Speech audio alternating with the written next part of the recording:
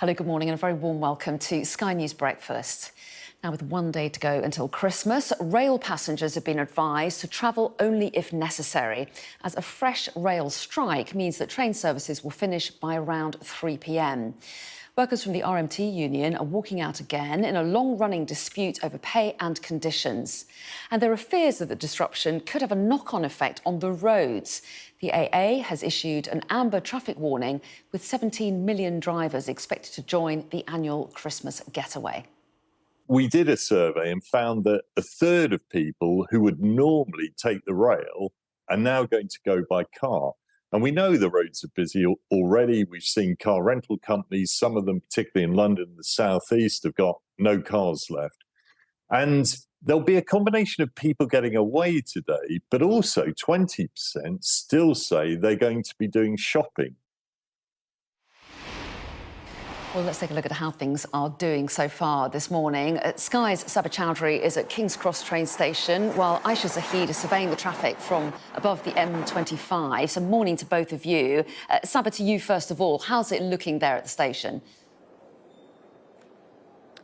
Good morning. Well, it's only just past 7, but we are only a few hours away from some of the last trains going to and from King's Cross station, with some of the last trains departing from 3 p.m. now. The reason being is that the ongoing pay dispute with the RMT union and the government is ongoing. Union members will be walking out from 6 p.m. today until 6 a.m. on the 27th of December, and that's to disrupt engineering works. Now, just to give you a flavour of some of the trains that are going to be disrupted here at King's Cross today, the last Leeds to London train will be departing at 11:15. The last London to Euston, 11 o'clock, and the last London to Manchester around 10 to 1 this afternoon. Now, the RMT union are saying that this dispute could have been solved by Christmas, but they are blaming the government, saying that they are abdicating responsibility and have gone missing, they said yesterday.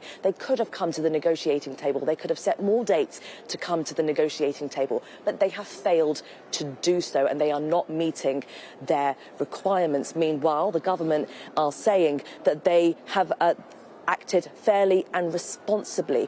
Rishi Sunak saying that he has listened to the pay award recommendations that were given to him, and he is sad and disappointed at the fact that there is widespread industrial strike action across the Christmas period. And he's saying that if I was to give in, this would in the long term impact things like inflation. So it's not in his interest for the whole country to listen and to come in and cave into the demands from his perspective. Now, the impact that this is going to have is going to manifest on the roads later today. Now, journey times are expected to be about 14 times longer than they usually are, and with sections of the motorway affected as well.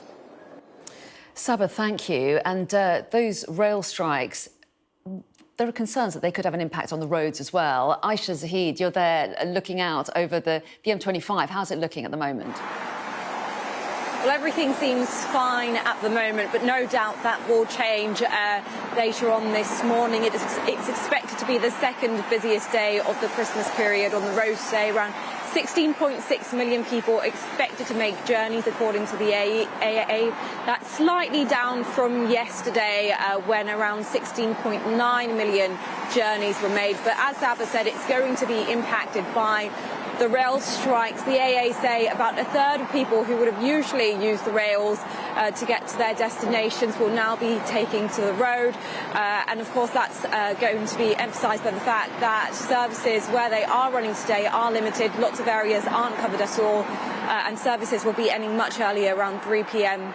this afternoon. Now, the worst traffic on the roads is expected between midday through to 1 p.m. today, and already a forewarning from the AA. They say that the M6 southbound is likely to have severe congestion, but if anything we saw yesterday is to go by, then we should be seeing widespread severe congestion. So the advice to motorists really is to make sure that they're prepared for these long journeys today. OK, Aisha, thanks very much indeed. Well, as you will have noticed, it's been a month dominated by strikes and there are more set to come. So let's take a look at the calendar, shall we? And Border Force staff are set to continue walkouts every day for the rest of the year, apart from next Tuesday. Royal Mail postal workers are also striking today. And as you've heard, another 4 days of rail strikes begins today, with trains set to finish running at around 3 o'clock this afternoon. And on the roads, there'll be strikes for the rest of the year, either by highway traffic officers or driving examiners in some parts of the country. And let's take a look at ambulance workers. While the GMB union has now cancelled the planned strike next Wednesday, they have announced some fresh walkouts on the 11th and the 23rd of January. And there's no respite from rail strikes in the new year. RMT workers will again walk out on the 3rd, 4th, 6th and 7th of January. And separately, ASLEF train drivers are also striking on the 5th. And nurses will strike again on January the 18th and 19th. And it's understood they'll affect areas outside this month's strike, more areas. Now, at least 13 people have died as a result of extreme weather gripping the United States. In the state of Montana, temperatures plunged below minus 45 degrees Celsius. At least 1 million households and businesses are without power and thousands of flights have been cancelled.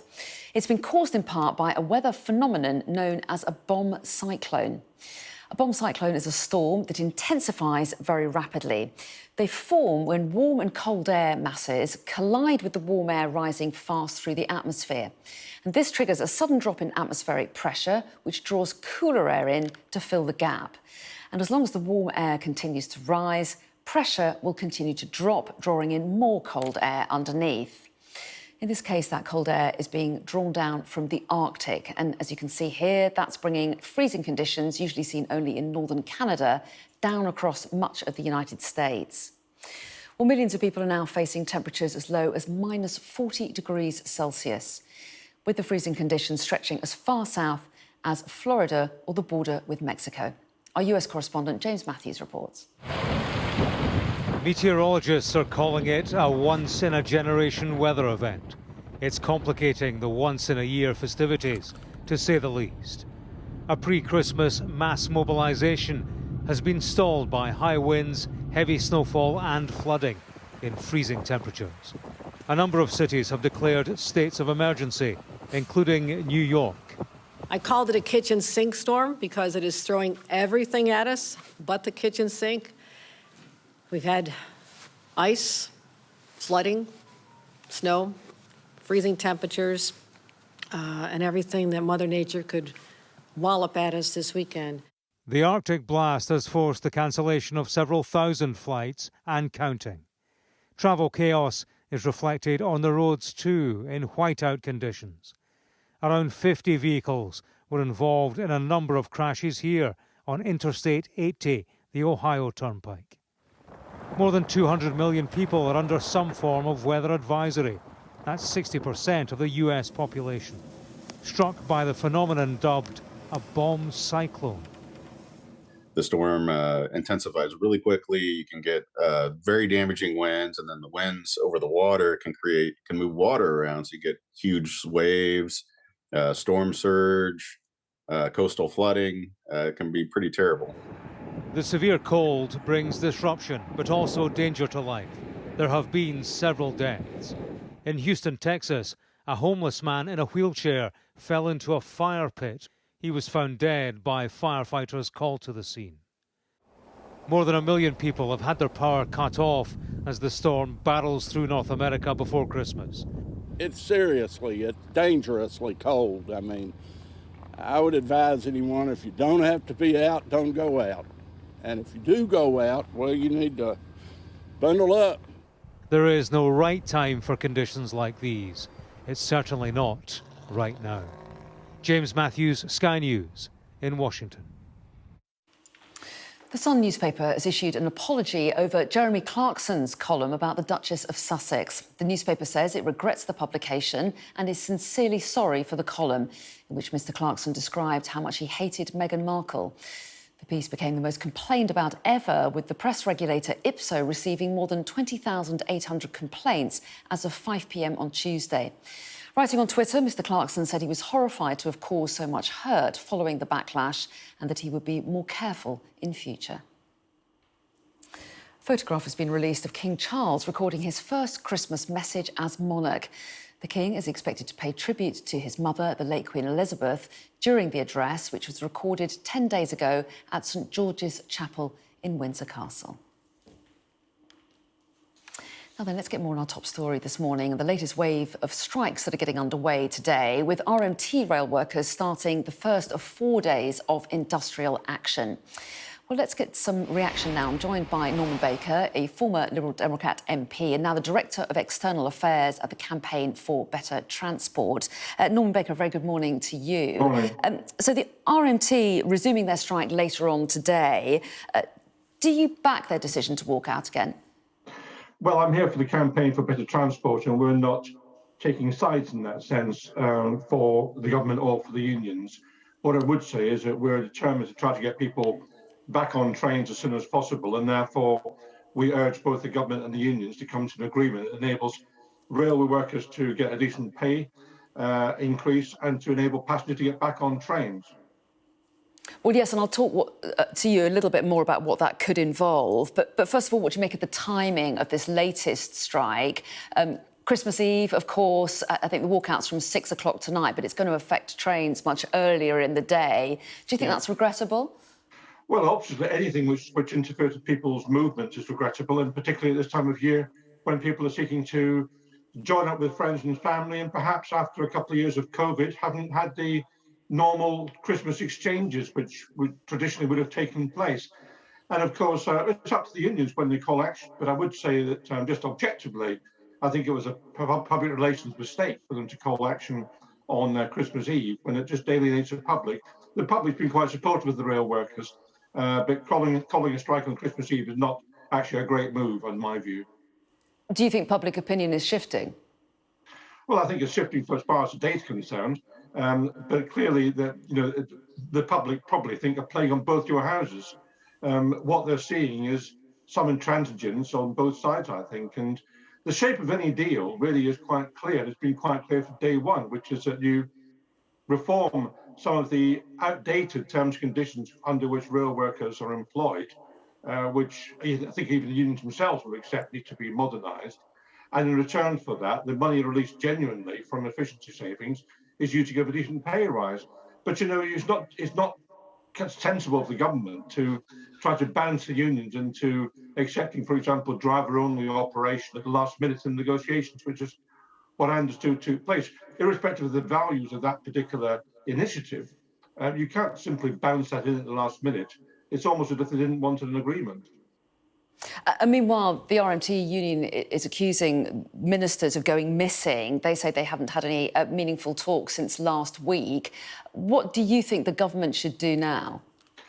Well, I mean, there's no substitute for being around the table and hammering out a deal. That's the reality of it. I was quite encouraged by the fact that when Mark Harper became Transport Secretary, he actually took the step to speak to Mick Lynch and to get rid of the pretense that this was between the train operators and the unions, because we all know that the train operators are working within a financial envelope determined by the government and by the Treasury in particular. So, excuse me, and a recognition of that fact is a good thing to have happened. So it's disappointing that if it's true now that they're not sitting down and talking, because the public want this resolved.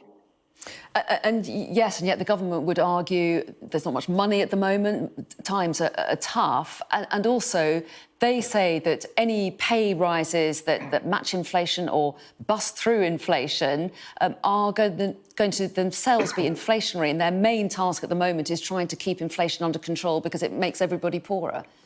Well, I understand that argument, but I think it's difficult to argue that workers across the patch, not just rail workers, but everybody, should take a pay increase way below inflation, which is what actually has been offered.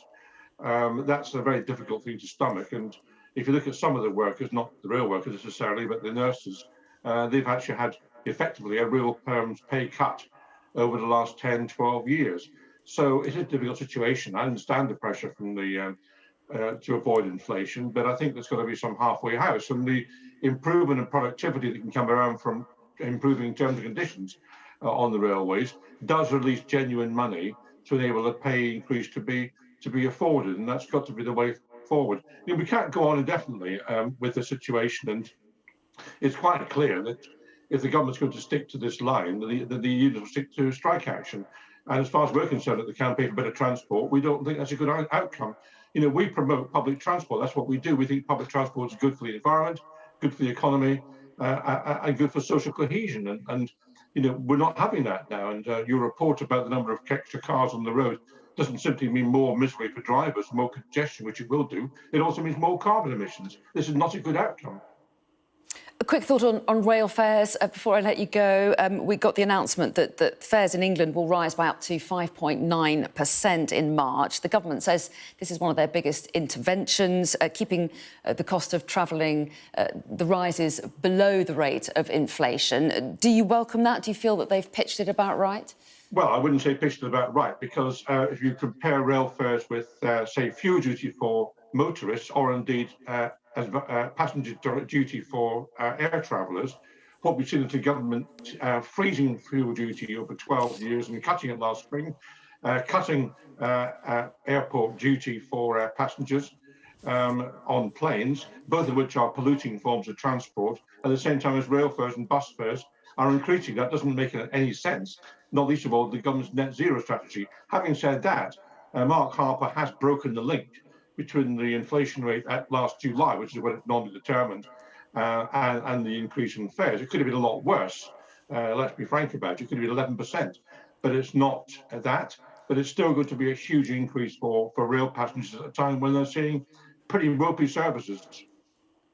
Well, Norman Baker from the Campaign for Better Transport, really interesting to get your take on things. Thanks very much indeed for your time this morning, and happy Christmas. Thank you. Also this morning, many homes across the south of England are still without running water, with no guarantee of it returning by Christmas Day. Residents in Hampshire, Sussex, Hertfordshire, Essex and Kent are being told to pick up bottles from water stations after the rapid change in temperature caused many pipes to burst. Canadian rapper Tory Lanez has been found guilty of shooting fellow hip-hop star Megan Thee Stallion in 2020. The incident happened after an argument and left her needing surgery to remove bullet fragments from her feet. Lanez faces up to 22 years in prison when he's sentenced next month. Protesters have clashed with police on the streets of Paris after 3 people were shot dead at a Kurdish cultural centre. Unrest grew when it emerged the suspect had previously been jailed for attacking migrants. Officers say they're investigating a possible racist motive. At least 20 people have died in a fire at a home for the elderly in Siberia. Emergency services said the entire second floor of the building had been gutted. Local officials have been quoted in Russian media saying the home was unregistered and couldn't be inspected. Now, tens of millions are hunkered down as that icy blast strikes the US. Luckily, however, it is much milder closer to home. But what's the weather got in store for us this Christmas Eve? And is there any chance of a white Christmas? Let's see what our meteorologist Kirsty McCabe can tell us on that score. Not much sign of snow here in London, Kirsty. Is a white Christmas still a possibility somewhere? It is actually, Anna. Yes, we are going to see a white Christmas somewhere, but as you may expect, it's not going to be in the south, it is going to be further north. And to be honest, to get a white Christmas, you don't need much. All we need to happen for a white Christmas in the UK is for somewhere in the UK, and that could be the Outer Hebrides, somewhere in the UK to observe a single flake of snow falling from the sky during the 24 hours of Christmas Day. So it's not perhaps the best definition, because I think many of us would love to wake up to a blanket of snow on the ground. Although hearing just how intense the cold is across parts of North America at the moment, I'm kind of glad it's not like that. But anyhow, we imagine a white Christmas as a blanket of snow on the ground. The reality is we just need a single flake of snow to fall from the sky. And that's probably going to happen for parts of Scotland, Northern Ireland, maybe even the Republic of Ireland, and also northwest England as we go through Christmas Day, but not till later on. Hello, welcome back. You're watching Sky News Breakfast. Now, more than 6,000 UK Armed Forces personnel are celebrating Christmas abroad this year after being deployed on operations overseas. And let's talk to two of them now. Joining me from Bahrain is Lieutenant Commander Richard Burdett, along with Petty Officer Simon Davis, and both are part of the UK Maritime Component Command. So a very good morning to both of you and a very happy Christmas to both of you. First of all... Good morning, Anna. And it's strange celebrating Christmas here because it's quite warm at the moment. Yes, that must be a very strange feeling. Not so much here, so that's one advantage of being there. Simon Davis, first of all, tell us why you're there. What's the job that you're doing at the moment and why you're there over Christmas? I'm here as part of the Maritime Trade Operations Branch, or Specialism, and we're here to support merchant shipping in the region. And UK MCC is the strategic support to the Royal Navy's efforts to help coordinate a response to make for freedom of navigation for vessels. OK, so really important work. And Richard, I understand that, if I'm right, correct me if I'm wrong, this is the first time that you've been away from family this Christmas. How are you feeling about that? How is that to be working at a time like this away from home? Anna, it's a really easy answer. I mean, to us, it's really simple. I mean, we've got great accommodation here, we've got great food, we've got great facilities, we've got 2 gyms on the British base and so many other facilities around us. We're working in a headquarters of highly motivated professional people, but it's harder for the families. You know, to us, it's a relatively simple role. It is a bit disorientating being in the heat at Christmas, and you've just missed. We had 5 seconds of rain just before you got us on the air, but to us, it's a relatively simple thing to be out here. We're well supported, but it's tougher for the families. Will you get a chance, Richard, to communicate with your families on Christmas Day tomorrow? Oh, yeah, absolutely. One of the modern age, you know, we've got great Wi-Fi in our block, so we can talk to we talk all the time friends, on WhatsApp. Yeah, and sometimes it's very difficult because it's so easy to be able to talk to them, but you're still separate. So I had to watch them putting up the Christmas decorations while it was sweltering out here, but it's wonderful that we can have that instant communication. Yeah, it does make it so much easier, doesn't it? And Simon, you've been away at Christmas before, haven't you? How have you found it in the past? I've always enjoyed it, and just as we were just talking about, having the support of family and friends back home is crucial. And I think my family and friends are just as proud of me for doing this as I am proud of being out here and serving with the Royal Navy. So that makes life so much easier, and with communications and with the way the ethos and the teamwork here, everyone supports each other.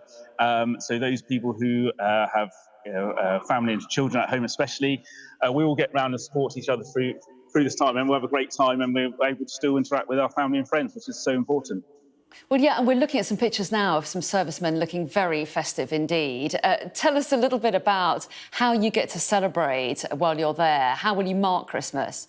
Oh, do you know what? Tomorrow we've got a chaplain on base, and he'll do a church service, I think at 1100 here local, and then we all of us sit down together. It's a very old naval tradition that officers serve at Christmas meals, so we'll be serving, and then if, and this is a big if, they've been very good, I think Santa Claus and his elf will be visiting during the meal. Possibly. How amazing. That's what I've heard. That's amazing you've got that inside information. How might you have heard that? Well, because I had to pick up the costume yesterday, but we're going to do it. So we get we're really well supported by welfare packages from back home from members of the public. So we've had any number of them from all the ships here, all the staff on the Naval Support Facility or in the headquarters. We've all got packages from people back home, and so the Smile Club in the Isle of Wight, Taith Llewellyn in Llandudno, 15th Chingford Scouts. They've all been sending packages out to us with things like chocolates and crisps and sweets and nice letters. So that really helps. And it's very impressive. A couple of years ago, when I was first out with the Royal Navy, I've never been full time, so always been always been reserve. Sorry, and to receive a package sent by members of the UK public, I think quite special that someone took their time and effort to send it out to us, and it's such a nice reminder that people at home are thinking of us, and I believe they're thinking that we're doing a good job. So so thank you to everyone who's done that. Oh, that's really lovely. Well, we all send our Christmas wishes to you all there from here at Sky News. Very happy Christmas to both of you. Simon and Richard, a real pleasure to chat to you today, and I hope you have a good fun tomorrow and a good chance to chat with your families as well. Thanks very much indeed. Merry Christmas, Anna. Merry Christmas. Oh, that's really got me in the Christmassy mood now. Now, an Irish cellist whose online recitals unexpectedly went viral during lockdown says he's worried about the future of social media. Patrick Dexter says that people should think about how much it could be lost if negativity means for platforms like Twitter. Sky's David Blevins travelled to the west coast of Ireland for his very own recital.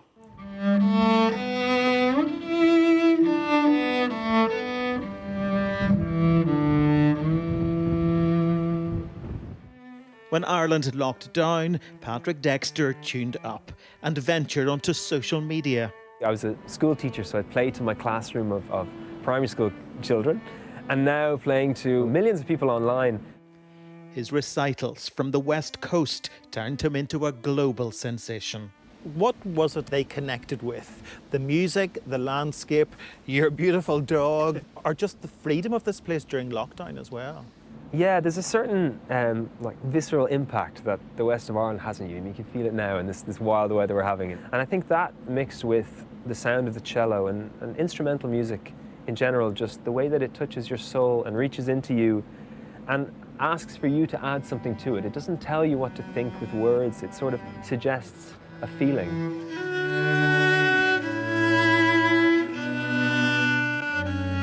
His posts are filmed in County Mayo, the ancestral homeland of Joe Biden. He has performed for the US president and been viewed by millions worldwide. You say that you underestimated the extent to which social media could be a force for good, so you must have some concerns about its direction of travel now. There is such negativity there, but let's just be aware that if we lose this, and Twitter in particular, because I think it has a special role to play in that space, there's something really tragic being lost, and to see it go down the tubes as things might be going is I think a great loss. But no matter what happens, if the ship of Twitter sinks at the bottom of the Atlantic there, I'll still be playing my cello.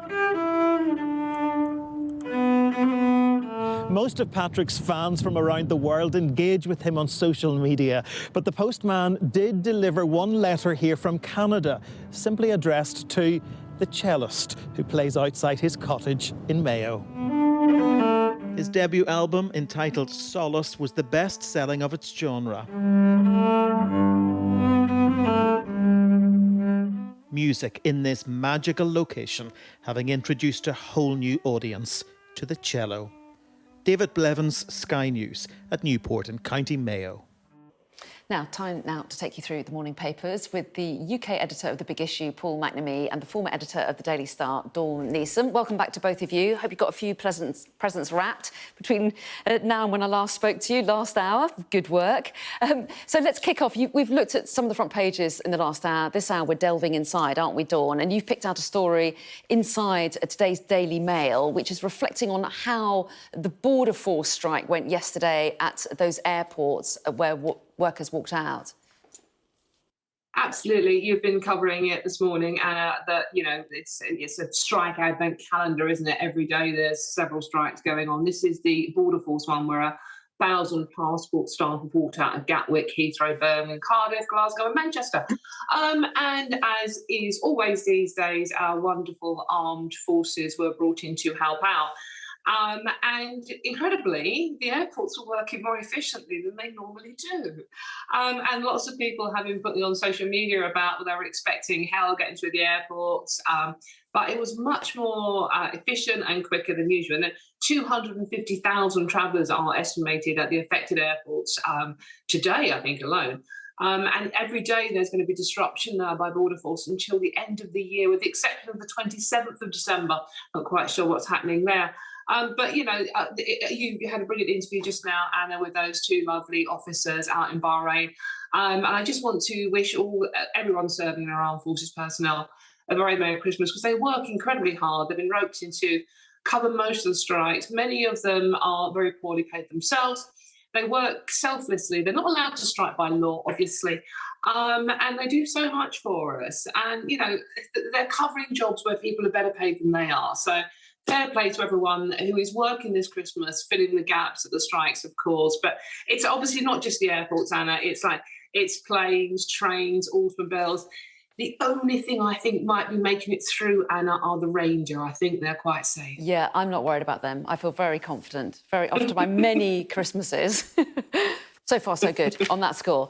Let's keep with the subject of strikes, shall we, Paul? Because you wanted to talk about The Guardian's article inside its paper, really reflecting on this kind of stalemate between the unions and ministers.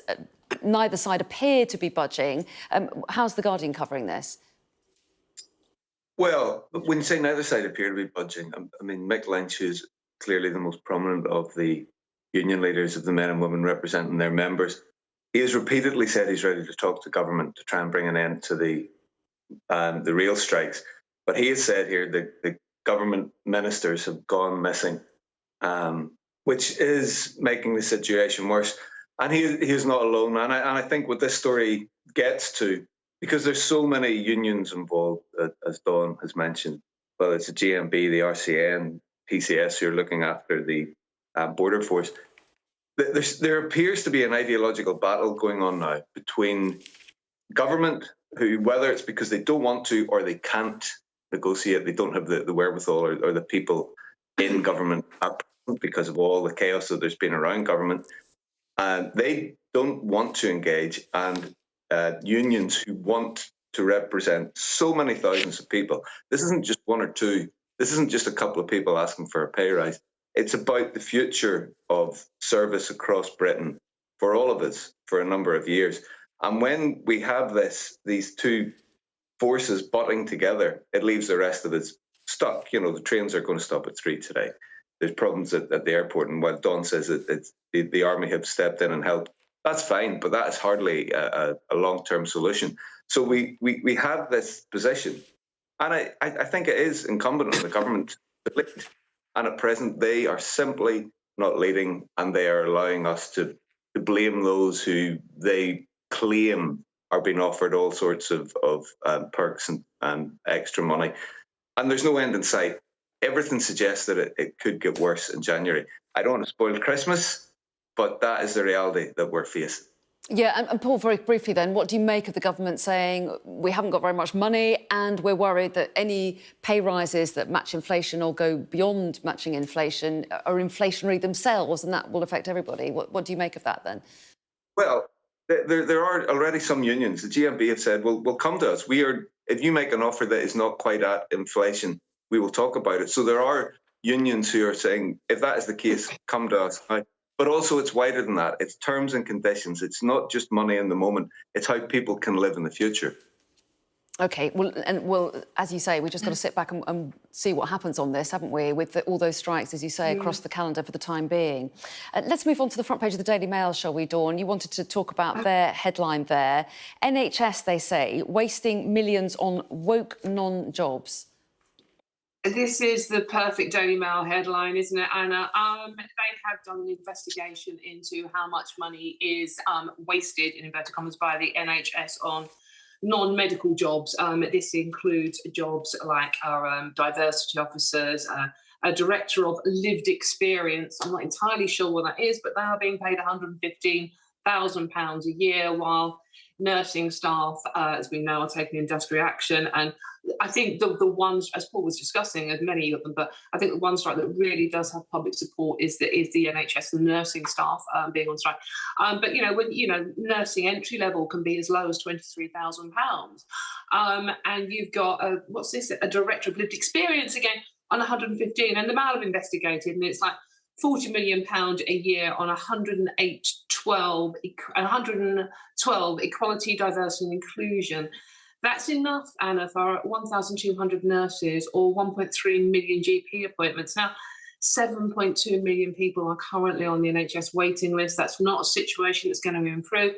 And as Paul was saying earlier on, it's like what everyone now wants is just talk to one another, just get round the negotiating table. The government is saying one thing, the unions are saying another.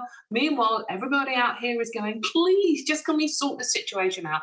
It's not going to get any better. And as Paul somewhat depressingly alluded to, the new year doesn't look too much, too better either, does it?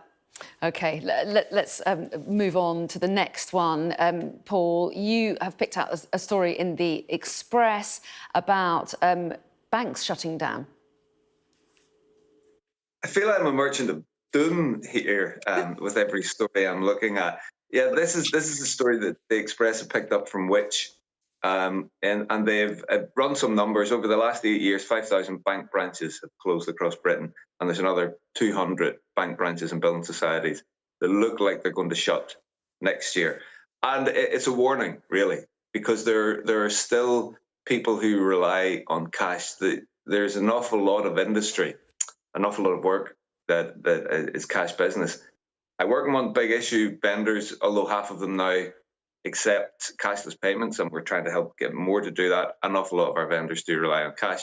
So I know right at the front line how cash is important to people. And as we move away from it, and there is the rush, and we know so many shops and pubs and other businesses that only accept cards, the marginalised people are going to be shut out of society further, which is not a good and positive thing. So this really is just a warning from Which to say, look, hold on.